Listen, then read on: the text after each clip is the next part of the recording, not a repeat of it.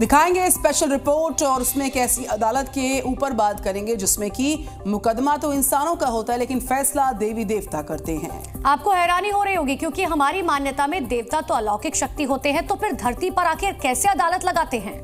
मृत्युलोक में हो रहे अन्याय के मामलों में अपना फैसला कैसे सुनाते हैं, यही तो रहस्य है जिसे हमने इस रिपोर्ट के माध्यम से समझने की कोशिश की। आखिर देवताओं की अदालत के पीछे असली मान्यता है क्या? ये दिव्य अदालत कब लगती है, कैसे लगती है और सुनवाई कैसे होती है? अगले 15 मिनट में आपको सब कुछ पता चल जाएगा।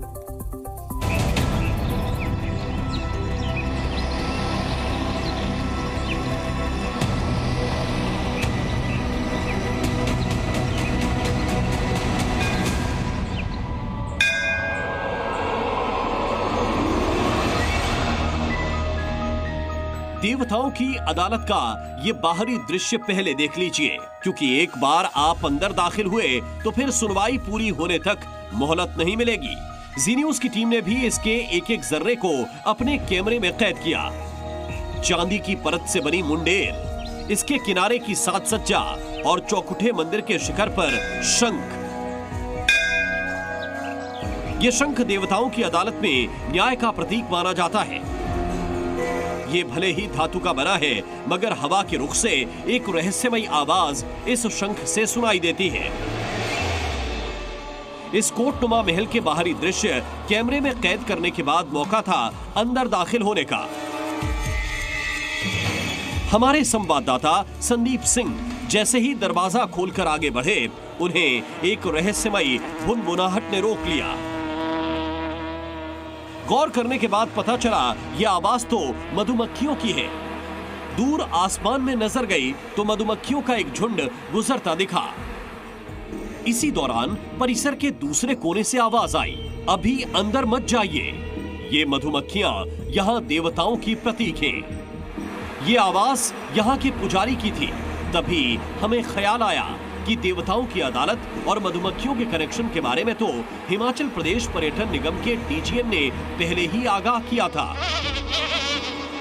कहा जाता है कि किसी जमाने में जो है देवी देवताओं ने मधुमक्खी का अपना रूप लेके वहाँ जगतीपट पे, जो जगतीपट स्थल है, स्थान है, जो एक विशाल पत्थर जिसको जगतीपट कहा जाता है। क्या है जगतीपट्टी का रहस्य, जहां लगती है देवताओं की अदालत? परिसर में जाने के बाद इसी सवाल को हमने मंदिर के पुजारी से समझने की कोशिश की। आखिर जगतीपट्टी को मधुमक्खियां यहां कैसे लाईं? तब पुजारी ने मंदिर से 26 किलोमीटर दूर लोकेशन बताई, जहां की पहाड़ी से पट्टी लाई गई थी। 26 किलोमीटर दूर से मधुमक्खियां कैसे ला सकती हैं चट्टान का टुकड़ा? अब हमारे जहन में उस लोकेशन और पहाड़ को देखने की जिज्ञासा जागी, जहां से यह पट्टी लाने की बात कही जाती है। पुजारी ने बताया था कि उस पहाड़ी पर आज भी चट्टान हटाए जाने का निशान दिखता है। इसी जगह से देवी देवताओं ने जब मधुमक्खी का स्वरूप लिया, उसके बाद यहाँ से जो है वो शिला 26 किलोमीटर दूर तक लेकर जो है ये ऋषि मुनि लेकर गए थे। चलिए उस पवित्र पहाड़ को दिखा देते हैं। इसे द्राम ढौग स्थानीय भाषा में कहा जाता है और ढौग का मतलब पहाड़ है और द्राम जो है वो इस पहाड़ी का नाम है। हमने पहाड़ी पर वैसा ही निशान देखा जैसे किसी ने बड़ी तरकीब से चट्टान का टुकड़ा यहां से निकाला हो। जगतीपट्टी की ओरिजिनल लोकेशन के बाद जब वापस पहुंचे, तब पुजारी ने मंदिर का दरवाजा खोला और हमें दरवाजे के बाहर से ही वो पट्टी दिखाई। पट्टी मतलब पहाड़ की चट्टान का यह टुकड़ा, जो देखने में 8 फीट लंबा और करीब इतना ही चौड़ा दिखाई दिया। इसके ऊपर दर्जनों फूल चढ़ाए हुए थे। इसी दौरान हमें पट्टी में लंबी दरार दिखी। माना जाता है कि यह दरार इस देवी शिला के पहले इंसाफ की निशानी है। जगतीपट्टी का पहला न्याय, अंग्रेज को मिला कड़ा दंड। हमने भी बुजुर्गों से सुना है कि एक अंग्रेज आया, सर फिरा था, उसने कहा कि काय का पत्थर है, तो ऐसे ही पत्थर, उसने उस पर पैर रख दिया और उसी समय वो टुकड़ा शिला से कट गया। उसके बाद उसकी प्रतिष्ठा हुई, सब कुछ हुआ और उसको बहुत नुकसान हुआ, कहते हैं उसकी टांग टूट गई, बहुत कुछ। दैवीय न्याय का ये ऐसा केस था जो अंग्रेजों के गैजेट में भी दर्ज किया गया, लेकिन यहाँ देवताओं की अदालत की विरासत अंग्रेजी राज से सदियों पहले की मानी जाती है। जिस मंदिर को देवताओं की अदालत कहा जाता है, उस मंदिर का ताल्लुक हिमाचल प्रदेश की प्राचीन कुल्लू रियासत से है। मंदिर का ज्ञात इतिहास करीब 600 साल पुराना है। इसके अनुसार मंदिर का निर्माण कुल्लू रियासत के राजा जगत ने करवाया था। उन्हीं का नाम मंदिर में रखे गए चट्टान को दिया गया जगती पट्टी, लेकिन स्थानीय मान्यताओं ने इन्हें पूरे जगत यानी संसार के लिए देवताओं के अंतिम न्याय का केंद्र बना दिया।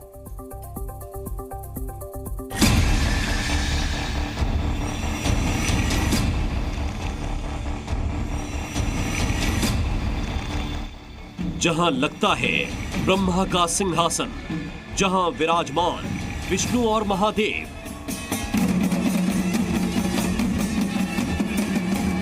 जहां योगिनियां करती हैं वकालत और फैसला सुनाती हैं दैवीय शक्ति।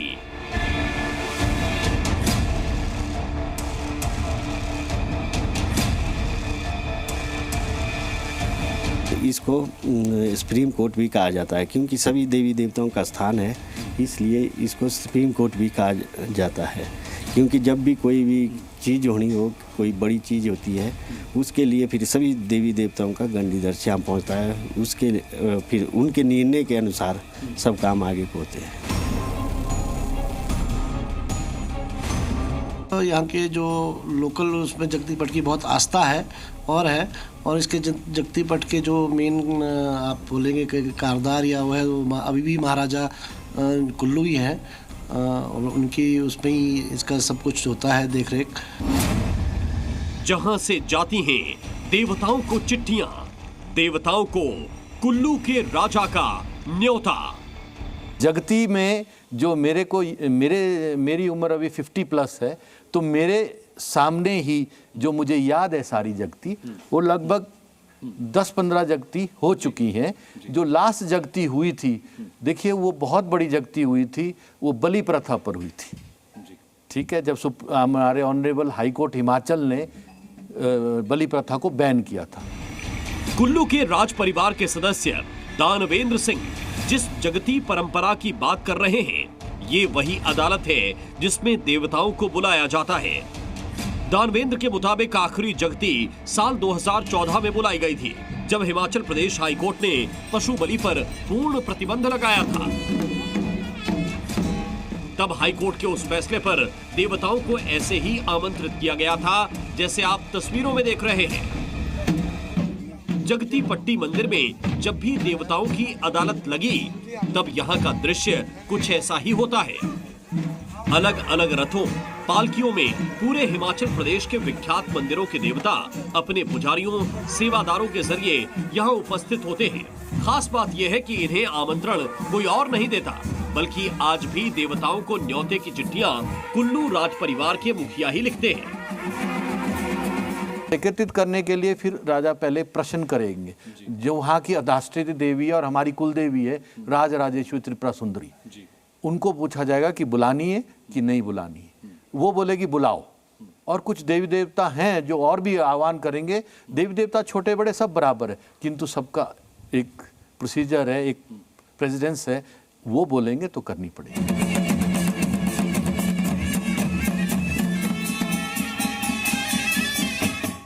सुबह आते हैं और जो शाम को आते हैं, जो भी सुबह भी आएंगे, वो खाना नहीं खाएंगे जब तक जगती पूछ ना हो। और वो सब बैठेंगे, जिनके गूर हैं चिन्ह आएंगे, घंटी और दर्च आएंगे, जिनके जैसे जैसे किसी की झारी आएगी, किसी का शंख आएगा, किसी के शंगल आएंगी, सभी देवी देवता आएंगे और बैठेंगे।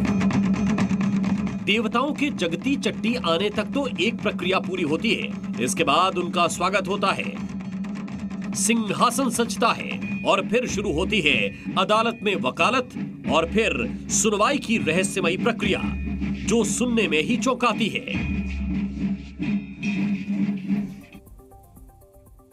विविधताओं से भरे हमारे देश में कई परंपराएं हैं, कई मान्यताएं हैं जो चौंकाती हैं। कुल्लू का देव संसद यानी देवताओं की कोर्ट भी ऐसी ही एक मान्यता है। जगती पट्टी की दैवीय शक्तियां इतनी शक्तिशाली मानी जाती है कि इसके तहत कुल्लू मनाली से लेकर शिमला और दूर दराज के लाहौल स्पीति तक के देवता इसके साथ आते हैं। इस रिपोर्ट में आगे आपको बताते हैं जगती पट्टी मंदिर आने के बाद देवताओं की अदालत कैसे लगती है और न्याय की प्रक्रिया क्या है।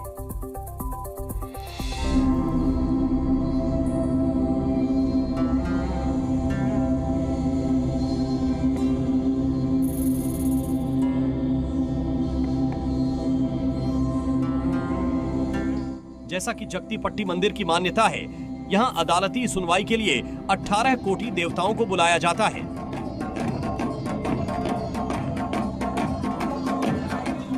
मंदिर में सुनवाई के लिए इनके विराजमान होते ही दरवाजा बंद हो जाता है। मंदिर के अंदर सिर्फ देवताओं के गुर यानी सेवक या पुजारी होते हैं और इनके साथ मौजूद होता है कुल्लू राज परिवार का एक सदस्य। इसके बाद अदालती कार्रवाई से पहले कुछ ऐसी गुप्त क्रियाएं होती हैं जिनका पता बाहरी दुनिया को आज तक नहीं। न कोई सेवक पुजारी बताता है और न ही कुल्लू राज परिवार का वारिस। योगनियों को मनाना पड़ता है और वो चंद्रखनी की जो योगनिया है जो उसको वहाँ पर संचालित करती है उसको मनाना पड़ता है। क्रियाएं होती है, वो करके फिर जगती का आह्वान होगा और वहाँ पर जो हमारे प्रमुख होगा परिवार का वो स्नान करेंगे, धोती लगाएंगे और वहाँ पर किसी को छुए बगैर वो खड़े होंगे जगती पर और धपोत से सबको आह्वान करेंगे इस प्रकार उठा के कि आप सबको मैं निमंत्रण दे रहा हूँ।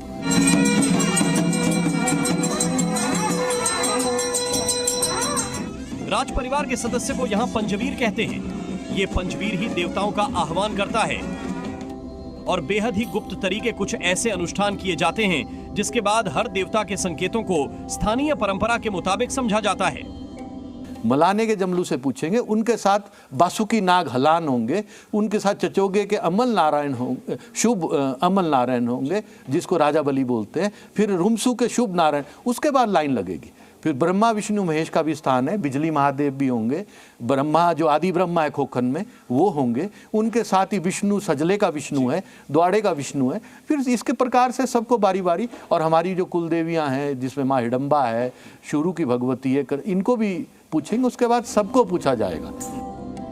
देवताओं के संकेत मिलने के बाद वहां बैठे लोगों के बीच आम राय बनती है और पंचवीर की तरफ से फैसला सुनाया जाता है। जैसे पशु बलि पर हाई कोर्ट के फैसले से देवताओं की अदालत में असहमति जताई गई थी, जैसे कोरोना जैसी महामारी में देवताओं से रक्षा की गुहार लगाई गई थी, यहाँ हुआ हर फैसला लोगों को मानना ही पड़ता है। यहाँ जैसे जो उनके गुर होते हैं, गुर के माध्यम से जो बोला जाता है वही मान्यता होती है। यही इस जगह की एक पुरानी कथा है। तो ये अमूमन दूसरे मंदिरों से क्यों अलग है? ये दूसरे मंदिरों से इसलिए अलग है, यहाँ कोई ऐसे तो है नहीं कि शिला मूर्ति है, कुछ है, ऐसा तो कुछ है नहीं, यहाँ तो सिर्फ एक शिला है। तो आखिर में बात आकर इसी रहस्यमयी शिला पर रुक जाती है। जिस तरह जगती पट्टी मंदिर की विश्वसनीयत है, उसमें जब तक ये शिला रहेगी देवताओं की अदालत यहाँ लगती रहेगी।